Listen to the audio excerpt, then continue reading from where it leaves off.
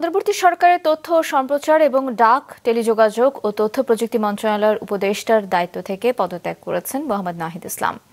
জানালেন, নতুন রাজনৈতিক দল গঠনের প্রয়োজনে রাজপথের লড়াইয়ে ফিরছেন তিনি। দুপুরে প্রধান উপদেষ্টার হাতে পদত্যাগপত্র তুলে দেন নাহিদ। আরও জানাচ্ছেন মৌমিতা জান্নাত।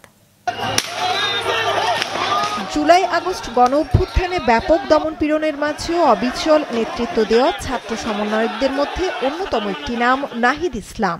শত ভয়ভীতি, নির্যাতন এবং আয়নাঘরের বন্দিত্ব পারেনি তার নেতৃত্বের উজ্জ্বলতা কমাতে।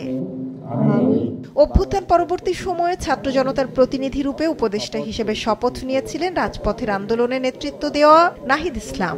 গণ অভ্যুত্থানের প্রতিশ্রুতি বাস্তবায়নে আবারও রাজপথের লড়াইয়ে ফেরার ঘোষণা দিলেন এই তরুণ। আমরা যে গণতান্ত্রিক পরিবর্তনের আকাঙ্ক্ষা করি, সেই আকাঙ্ক্ষার জন্য এবং আমার যে গণ অভ্যুত্থানে যে ছাত্র জনতা অংশগ্রহণ করেছে সেই শক্তিকে সংহত করতে আমি মনে করেছি যে আমার সরকারের থেকে, আমার সরকারের বাইরে রাজপথে আমার ভূমিকা বেশি হবে।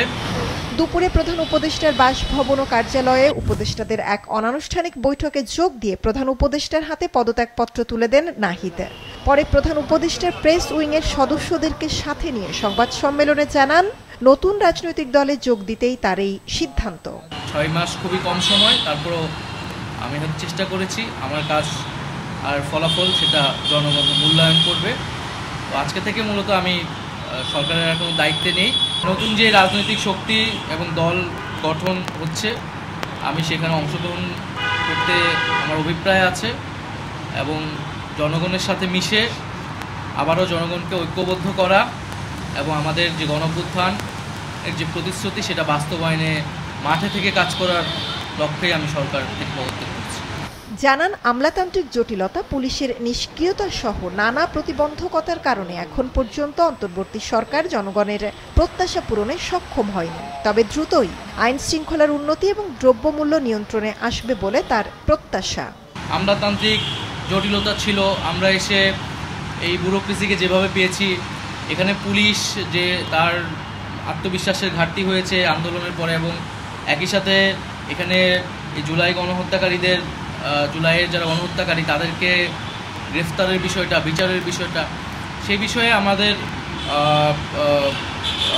কিছু সীমাবদ্ধতা থাকা সত্ত্বেও আমরা কাজ করেছি। এখনও আমাদের গণ অভ্যুত্থানের আকাঙ্ক্ষা তো বাস্তবায়িত হয়নি। বিচার এবং সংস্কারের যে প্রতিশ্রুতি নিয়ে এই সরকার গঠিত হয়েছিল, ছাত্ররা এসেছিল, সেই প্রতিশ্রুতি পূরণে অন্য যে 2 জন রয়েছে তারা মনে করছে তাদের সরকারে এখনও দায়িত্ব রয়েছে, তারা এখনও সরকারের থেকেই জনগণকে সার্ভ করবে। তারা যদি রাজনীতি করার প্রয়োজন বোধ করে তারা তখন হয়তো সরকার ছেড়ে দেবে।